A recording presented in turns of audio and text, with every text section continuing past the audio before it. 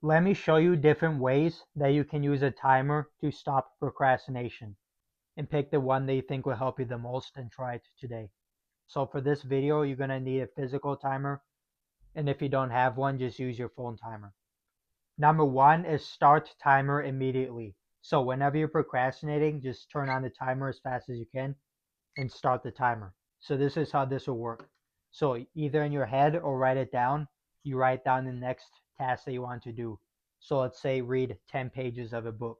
And then after you thought of that or after you've written it down, then you quickly start the timer.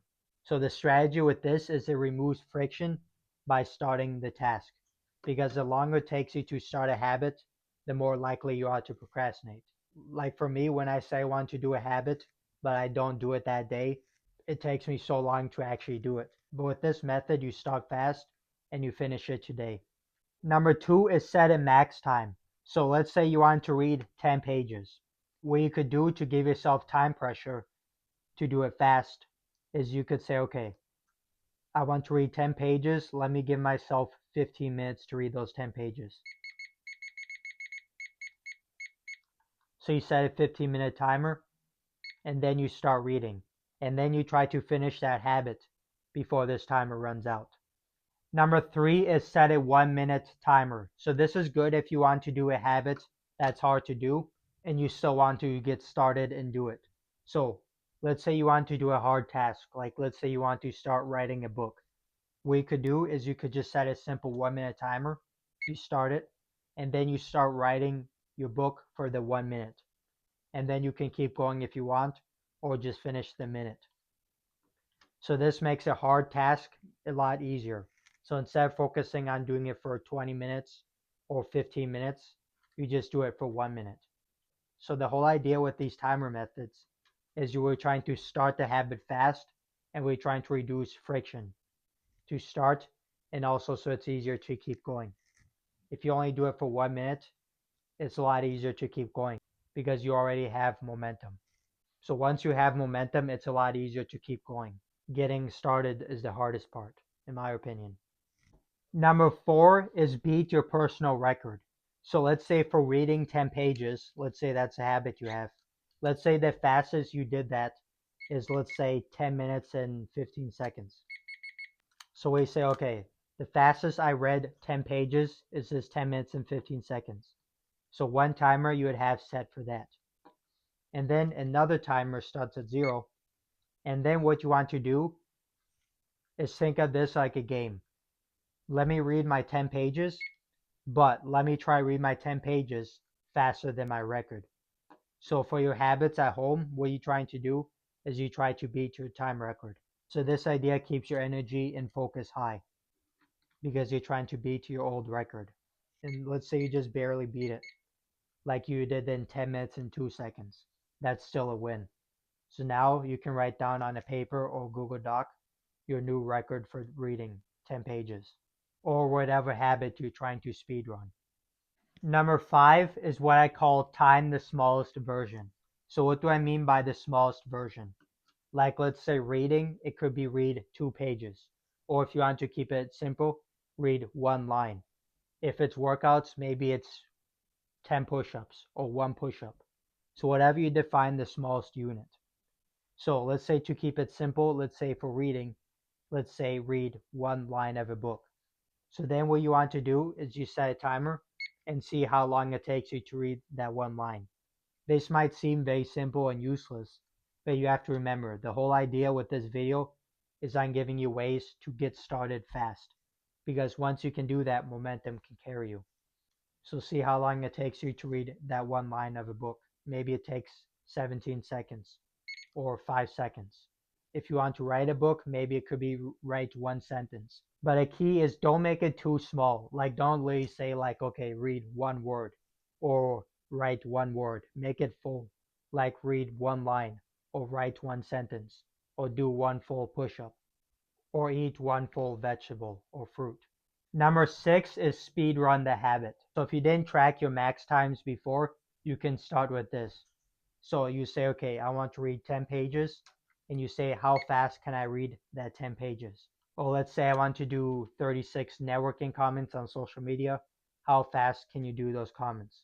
But the very important thing with this, I'd recommend you only speedrun habits that you do at home, since you can give it your full focus, and make sure you also do a good job and do your best you can. So don't just speedrun it if you're going to do a bad job. If you're making social media videos, let's say, make sure you still do the videos good. If you're reading, make sure you still understand what you're reading. So think of this as something that you do once in a while for fun when you're procrastinating, but not all the time. You can work faster, but don't always work too fast. Sometimes you need to take stuff slow. Slow and steady wins the race, right? Number 7 is race the countdown. So for this, you don't need to use a timer if you don't want. So what you're going to do is pick a number from 1 through 10. So let's say 5. So what you're going to do when you're procrastinating, count down from 5. So like 5, 4, 3, 2, 1, take action. So pick a number from 1 to 10, count down, and then start right away once you get to 0. Or if you want to use a timer for this, pick a number from 1 to 10. So let's say 5. So you set a 5-second timer, you start it, and then once this timer beeps, you start right away on the habit. Number 8 is max time for breaks. We talked a lot about ways to use a timer to get started fast. But once you finish a habit, you might want to take a little break before you start another habit. So let's say you've been working for a few hours, you've been focused, and then you want to take a break. So what you want to do is give yourself a time limit for your break, so you don't spend too long on your break and you end up wasting a lot of time. So for example, let's say you want to give yourself a 10-minute break. So you can use that time for social media scrolling, watching a little bit of a movie, maybe just sitting down and resting, but give yourself a time limit for your breaks and especially for your entertainment times. Number 9 is what I call the focus timer. So if you solved most of your procrastination, then you can do this. So you give yourself a time that you want to focus for. So let's say you want to focus on your habit list for 20 minutes. So you set a 20-minute timer and then you try to focus and not procrastinate for the full 20 minutes. I'd recommend you don't do it for too long so you don't sit too much. I saved the best for last. So number 10 is track how long it takes you to do every task. I think this is the best method. So this is for tasks that take 1+ minutes. So very small stuff like tying your shoes, blowing your nose, you don't need to time track. But I think one of the best ways that you can stop procrastination is this 3-step formula. So step 1 is either in your head or write down the task that you want to do. So let's say 10 networking comments. Okay, you write that down.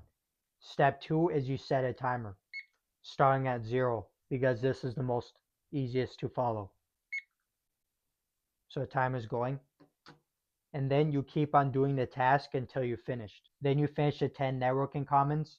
And then step 3 is you write the time it took you. So let's say it took you 6 minutes and 58 seconds. So it's going to be like this. Number 1, 10 networking comments, 6 minutes and 58 seconds. So that way you know exactly what to do. You focused on one task at a time. It gives you time pressure because you know the timer is going, but not too much pressure. And it can also help motivate you since you can see your progress throughout the day. Like the more stuff you time track, the more stuff you can see you actually done in a day. So those are the 10 ways that you can use timers to stop procrastination. So leave in the comments below which one of these 10 you think is best. And do you think it's better to use a timer or to not use a timer when trying to stop procrastination?